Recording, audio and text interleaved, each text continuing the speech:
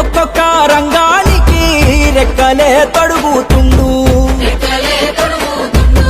కొత్త గూడు గట్టుకున్నాం మంచి చెడు నేర్చుకుంటున్నాం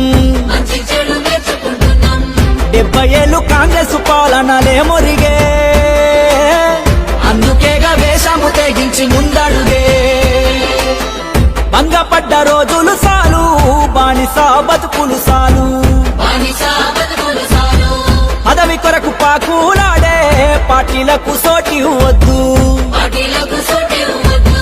కేసీఆర్ లాంటి లీడరు దొరకడురో మోసగల వాటిని గోసల పడద్దు